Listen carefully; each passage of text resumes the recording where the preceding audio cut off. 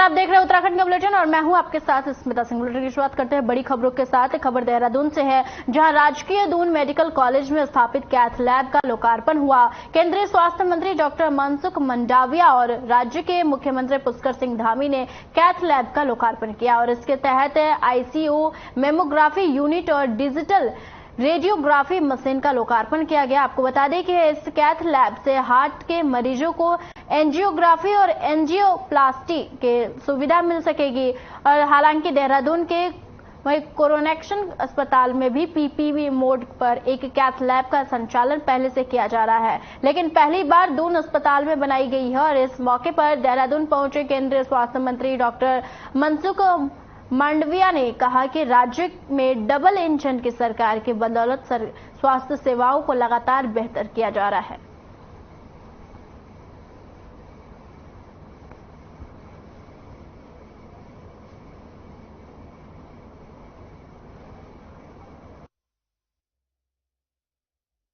आम आदमी हमारे हृदय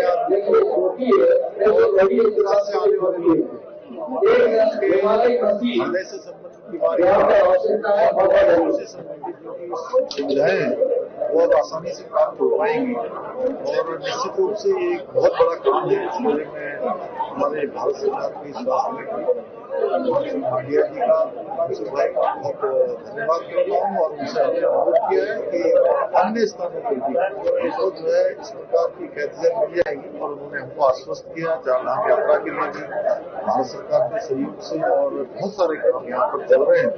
आज मैंने 2 कार्यक्रम में 2 हेल्थ फैसिलिटी उत्तराखंड के लिए उपलब्ध हो उसके लिए शिलान्यास और लोकार्पण किया है।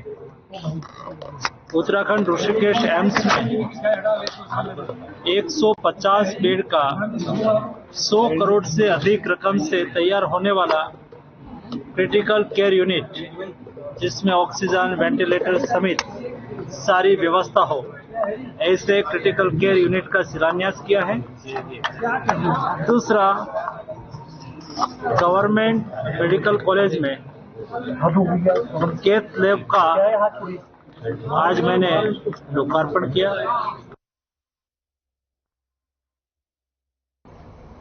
कई दिनों से हो रही बारिश के चलते रुड़की के खानपुर क्षेत्र में बुधवार को 2 जगह तटबंध टूटने से बाढ़ आ गई है। आपको बता दें कि गुरुवार सुबह मुख्यमंत्री पुष्कर सिंह धामी खानपुर और लक्सर समेत बाढ़ प्रभावित इलाकों का दौरा करने पहुंचे और इस दौरान हर तरफ भरे पानी के बीच सीएम धामी ट्रैक्टर और राफ्ट में बैठकर गांव में पहुंचे और उन्होंने कहा कि यहां जलभराव काफी ज्यादा हो गया है, लोगों के घरों में पानी चला गया है, लोगों को किसी प्रकार की परेशानी न हो उसका ध्यान रखा जाए, पानी निकलने के बाद ही यहां बिजली सेवा बहाल की जाए, लोगों को सुरक्षित स्थानों पर पहुंचाया जा रहा है। और इससे पहले उन्होंने देहरादून में आपदा कंट्रोल रूम में प्रदेश में तेजी से बरसात और आपदा राहत कार्यों की समीक्षा की थी। साथ ही अधिकारियों को प्रभावितों को राहत पहुंचाने के लिए निर्देश दिए हैं। बता दें कि रुड़की में तेज बरसात से शहर से लेकर देहात तक हालात बेकाबू होते जा रहे हैं। लक्सर और लंडोरा क्षेत्र में एक दिन पहले ही सोलानी नदी का भी तटबंध टूटने के बाद बुधवार को खानपुर के इद्रिशपुर में भी वानगंगा नदी पर बना तटबंध टूट गया।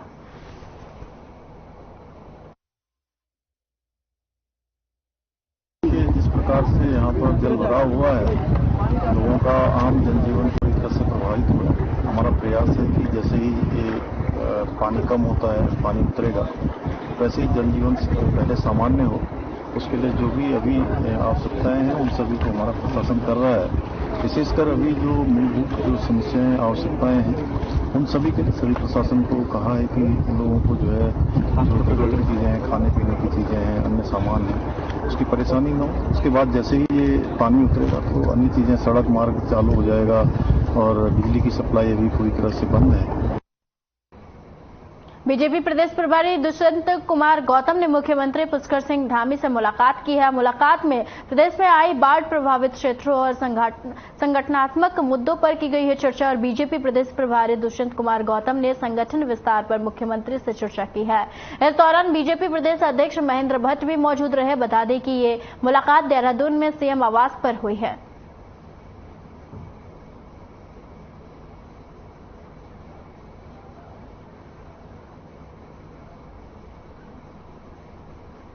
उत्तराखंड समेत उत्तर भारत में आई प्राकृतिक आपदा को लेकर सरकार के साथ साथ भारतीय जनता पार्टी संगठन की ओर से भी सक्रियता देखने को मिल रही है। उत्तराखंड की बात करें तो यहां सीएम धामी लगातार स्थिति पर नजर बनाए हुए हैं। वहीं बीजेपी प्रदेश प्रभारी दुष्यंत गौतम देहरादून ने भी सीएम से मुलाकात कर कहा है कि प्रदेश सरकार की तरफ से आपदा से निपटने के लिए बेहतर कार्य किए जा रहे हैं और जिसके लिए हम राज्य सरकार को बधाई देते हैं और केंद्र सरकार की ओर से भी राज्य सरकार को राहत पैकेज भी दिया जा रहा है। उन्होंने यह भी कहा कि हम संगठन के साथ बैठक कर रहे हैं और सभी विधायकों और प्रतिनिधियों के साथ वर्चुअल माध्यम से बैठक की जा रही है ताकि इस आपदा की घड़ी में सभी जनप्रतिनिधि भी अपने अपने क्षेत्रों में आपदा प्रभावितों के बीच मौजूद रहे और उनकी हर संभव मदद करें।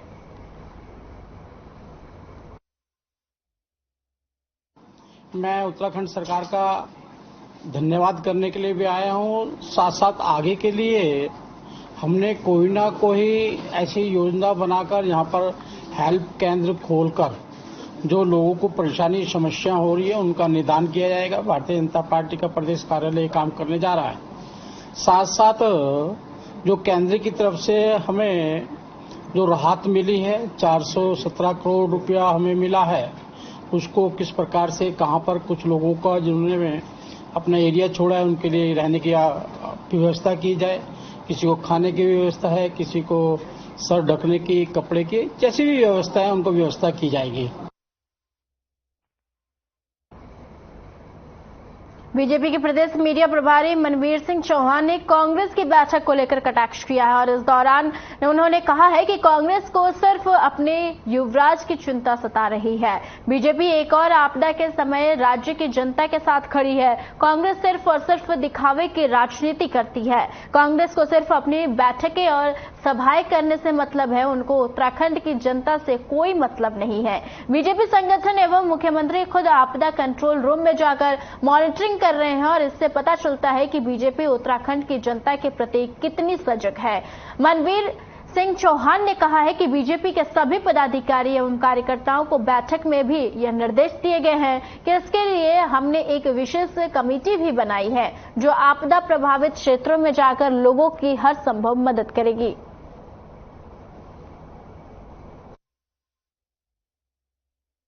हमारी भारतीय जनता पार्टी और हमारी सरकार जन सेवा में विश्वास करती है। हमारी प्रदेश की जनता किसी भी प्रकार से किसी भी परेशानी में न रहे, उसके लिए भारतीय जनता पार्टी हमेशा कार्य करती है। लेकिन कांग्रेस को सिर्फ राजनीति करनी होती है और उनको जिस प्रकार से हमारा प्रदेश आज आपदाग्रस्त है, उनको अपने भविष्य की चिंता सता रही है या अपने युवराज की चिंता सता रही है। उसके लिए कभी वो सत्याग्रह कर रहे हैं, कभी दिल्ली में बैठा कर रहे हैं।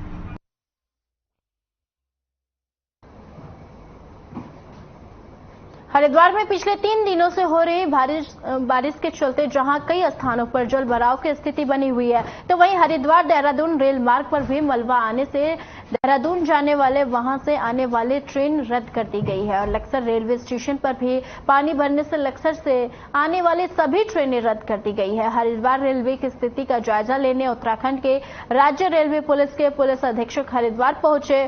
जानकारी देते हुए स्टेशन अधीक्षक ने बताया है कि बारिश के चलते करीब 9 ट्रेनें कैंसिल कर दी गई है।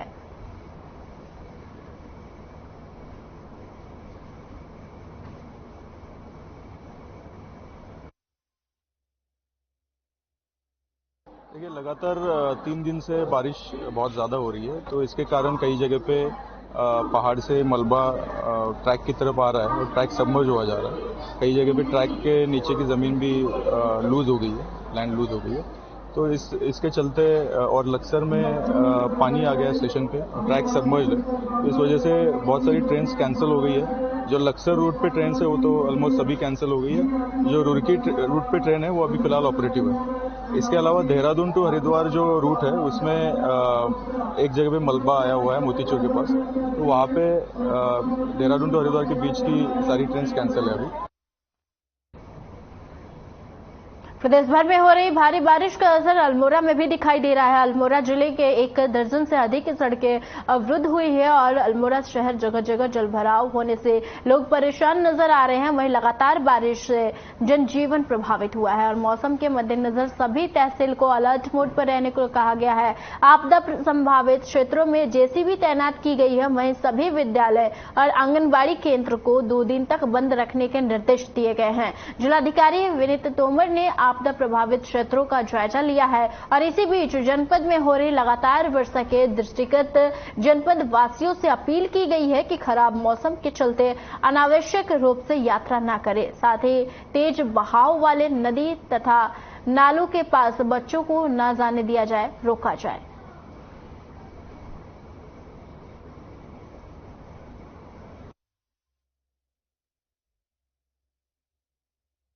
लेकिन इसमें अधिकांश सड़कें हमारी पीएमजीएसवाई की सड़कें हैं, जिसमें कि थोड़ा बहुत मलबा भी आ जाए तो उसको हम बंद में गिनती उसके करते हैं। इनमें से 60 सड़कें आज ही खुल जाएंगी।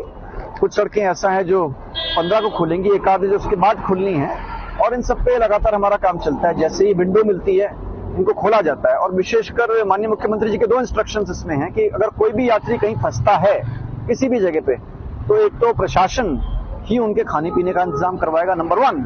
नंबर 2, अगर कहीं पर रुकने की आवश्यकता पड़ती है तो वो भी एसडीआरएफ में जो फंड्स अवेलेबल हमारे पास हैं उसके माध्यम से वो इंतजाम भी प्रशासन कराएगा। ऐसे इंस्ट्रक्शंस मैंने सभी डीएम्स को दे।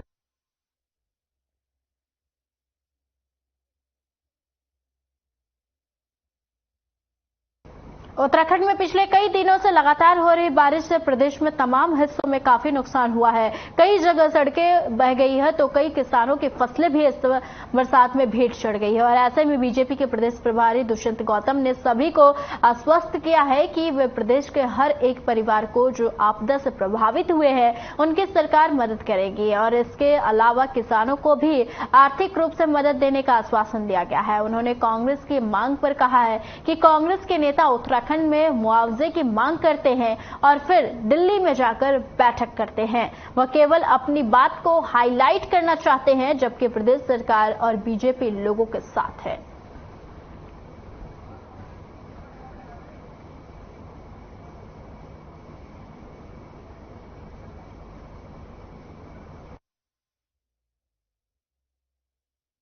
कांग्रेस डिमांड करके दिल्ली भाग जाती है अपने संगठन करने के लिए। डिमांड करना उनका एक राजनीतिक शगुफा होता है कि चलो कुछ भी कर दो, अपनी बात लाइट कर देना उसको। लेकिन मैं आपको बता रहा हूं, उत्तराखंड में रहने वाला कोई भी नागरिक किसी भी बारिश की आपदा से प्रभावित हुआ है, उसके हर चीज का ध्यान रखा जाएगा। वो अभी नहीं मालूम पड़ेगा, थोड़े दिन बाद मालूम पड़ेगा। सरकार उसके लिए तत्पर है। सरकार हर एंगल से उसको देख रही है, उसका समाधान भी निकाल रही है।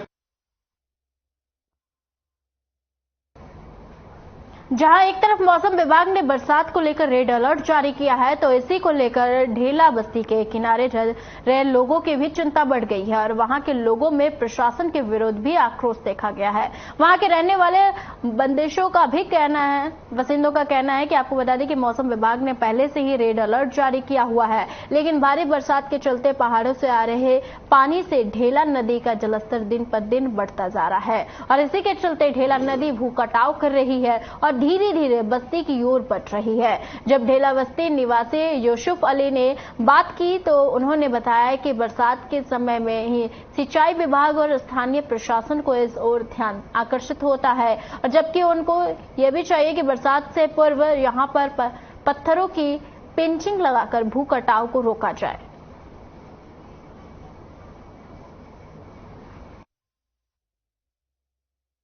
तो सारा ही सारा है, दिखना रहे, सारा खतरा है, सारी काट दी और न्यू कहा सब आ गएंगे, पुलिस वाले भी है, एसडीएम भी कह रहे खाली कर दो। खाली करके कहाँ जावे बताओ, घर छोड़ कर कहाँ जाएंगे?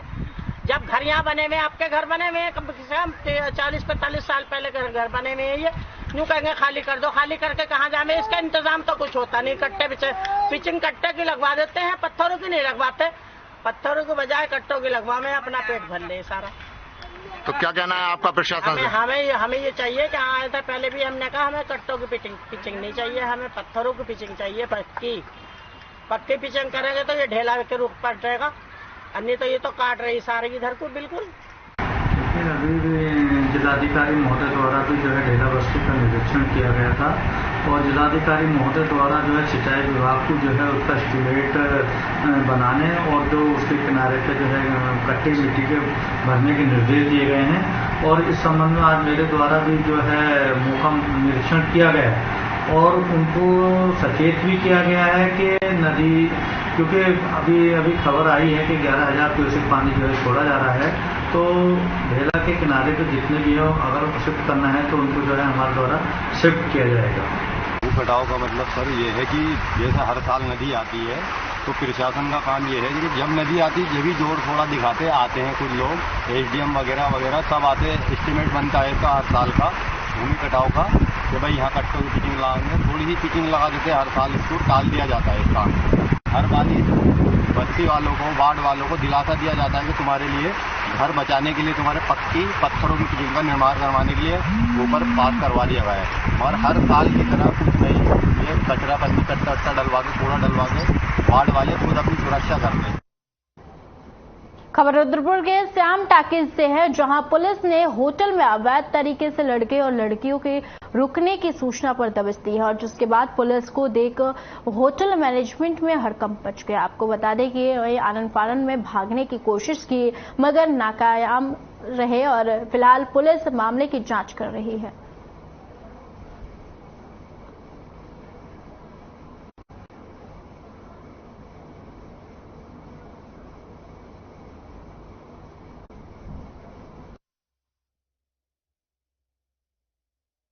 ये एक होटल में फिलहाल रेड की कार्रवाई अभी चल रही है इसमें, और जैसे ही इसकी डिटेल्स हमें मिल जाती हैं ये डिटेल्स हम लोग आपके साथ शेयर करेंगे। और फिलहाल मैसेज यही है कि जितने भी होटल ओनर्स हैं ये बिना आईडी के किसी भी तरह से अपने रूम अलॉट न करें, सीसीटीवी वर्किंग ऑर्डर में होनी चाहिए और आईडी प्रॉपर तरीके से लिए जाए और यथासंभव नाबालिगों को कमरे अकेले न दिए जाएं जब तक उनके साथ कोई अभिभावक न हो।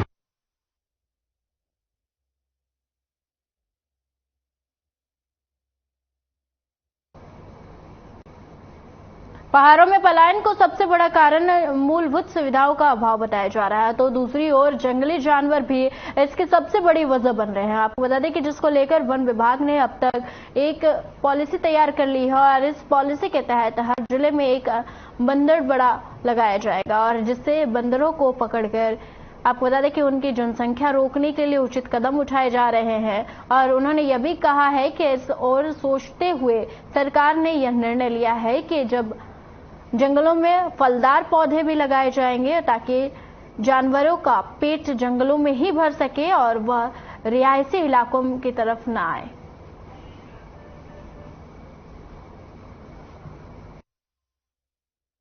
देखिए, जंगली जानवरों को लेकर पॉलिसी बन रही है कि हम हर जनपद में एक बंदरबाड़ा लगाकर और किस तरह से बंदरों के बंध्याकरण पर काम करके उनकी जनसंख्या को रोक सकें।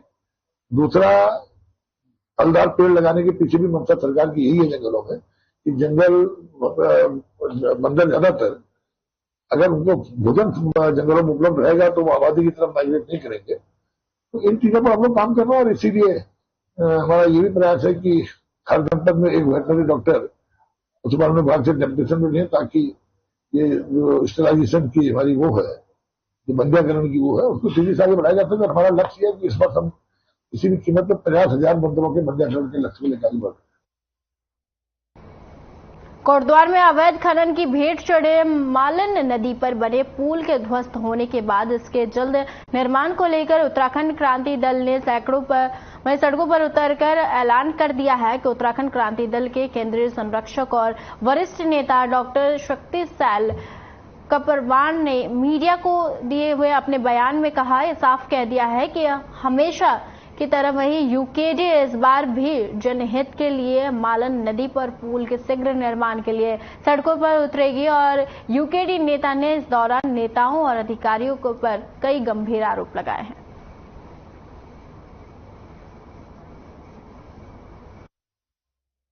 का निर्माण के लिए उत्तराखंड क्रांति दल बहुत शीघ्र लड़ाई लड़ेगा। पिछली भी बार भी हमने लड़ाई लड़ी थी तो जल्दी सरकार को झुकना पड़ा था हमारी लड़ाई के सामने। हम यहाँ के जो माफियाओं को संरक्षण देने वाले जो मंत्री हैं, अधिकारी हैं, जिनके घरों में नदियों का, रेत का, बजरी का, पत्थर का पैसा जा रहा है और ये बांटते हैं।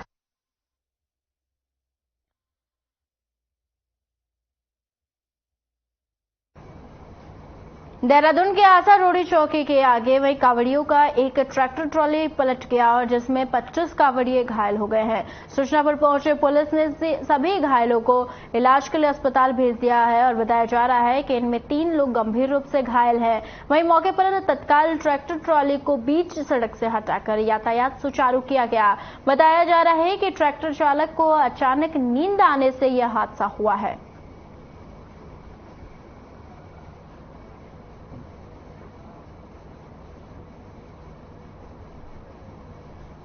अल्मोड़ा पुलिस ने पुलिस कस्टडी से फरार आरोपी को गिरफ्तार करने में बड़ी सफलता हासिल की है। बता दें कि बीते 19 जून को वहीं अल्मोड़ा पुलिस आरोपी को पेशे के लिए उत्तर प्रदेश के लिए बिजनौर ले जा रही थी और इसी बीच आरोपी काशीपुर में पुलिस को चकमा देकर भागने में कामयाब हो गया था और मामले को गंभीरता से लेते हुए जनपद के वरिष्ठ पुलिस अधीक्षक ने आला अधिकारियों को आरोपी को शीघ्र गिरफ्तारी करने के आदेश देते हुए पुलिस टीम का वहीं गठन किया गया था और जिसके बाद पुलिस ने आरोपी को गिरफ्तार कर लिया है।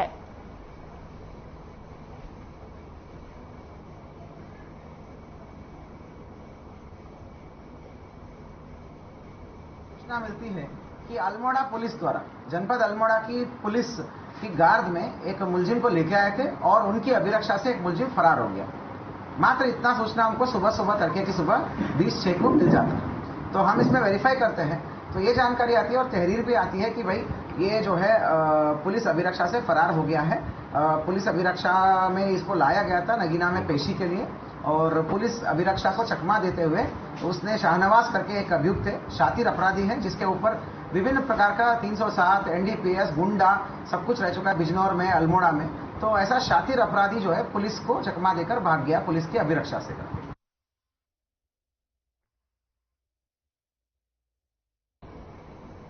चमोली जनपद के CHC घाट में युवा चिकित्सक डॉक्टर रोहित चौहान के साथ हुई मारपीट की घटना पर CMO कार्यालय में CMO समेत सभी डॉक्टरों ने काली पट्टी बांधकर किया है विरोध। आपको बता दें कि बीते 9 जुलाई को देर रात CHC घाट चमोली में तैनात चिकित्सक डॉक्टर रोहित चौहान पर कुछ लोगों द्वारा इमरजेंसी में काम करते हुए मारपीट की घटना को अंजाम दिया गया था और जिसके विरोध में CMO कार्यालय में मुख्य चिकित्सा अधिकारी समेत उनके अधीनस्थ सभी डॉक्टरों ने हाथ में काली पट्टी बांधकर काम किया है और अपना विरोध जताया है। इसी बीच मुख्यालय चिकित्सा अधिकारी डॉक्टर प्रवीण कुमार घटना पर आक्रोशित व्यक्त किए।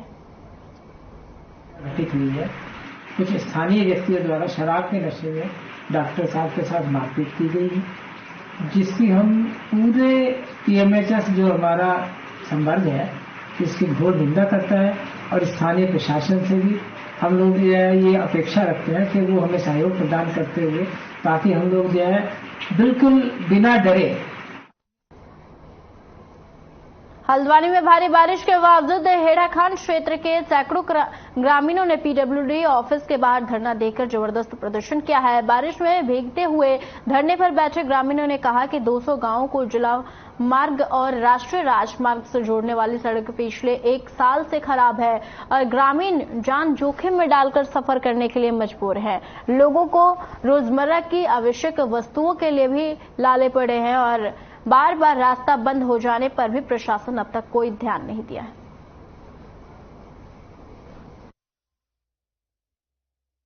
ये 150 गांव का मामला है।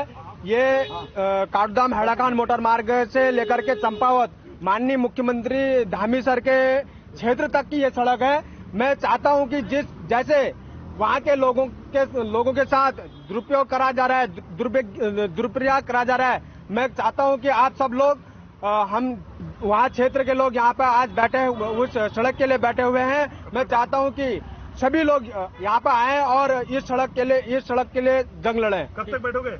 मैं जब तक का हम स्थायी हल कोई नहीं निकलता है तब तक का मैं आमरण अनशन में बैठे रहूंगा। देखिए 200 गांव को जोड़ने वाला हेड़ाखान सिमलिया मार्ग पिछले 1 साल से बंद है और जिसको लेकर शासन प्रशासन जनप्रतिनिधि यहाँ तक कि केंद्रीय मंत्री सब लोग जनता को गुमराह कर रहे हैं और निश्चित रूप से 200 गांव की जो ये सड़क है, ये लाइफलाइन है, ये मुख्यमंत्री के विधानसभा क्षेत्र चंपावत को जोड़ती है। और हम भारी बारिश में, क्योंकि लोग मरने के कगार पे हैं, लोग चोटिल हो रहे हैं, लोगों के ट्रक फंस रहे हैं, लोगों के माल जाना आने जाने की व्यवस्थाएं बंद हैं, जनजीवन प्रभावित है, इसलिए भारी बारिश में आज हम यहाँ धरने पर बैठे हैं। और जब तक इसका कोई स्थायी हल अधिकारी नहीं निकालते हैं, हम यहाँ हमारा धरना अनिश्चितकालीन रूप से। देखिए, वहाँ पे जो है उस लोकेशन पे हमने 2 जेसीबी डिप्यूट कर दिया है।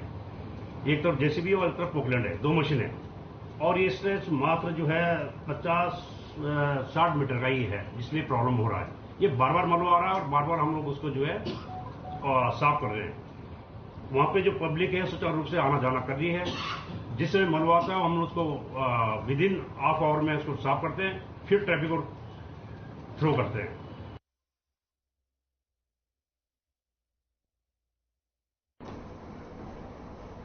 उत्तराखंड के बुलेटिन में फिलहाल के लिए इतना ही। मुझे दीजिए इजाजत। नमस्कार।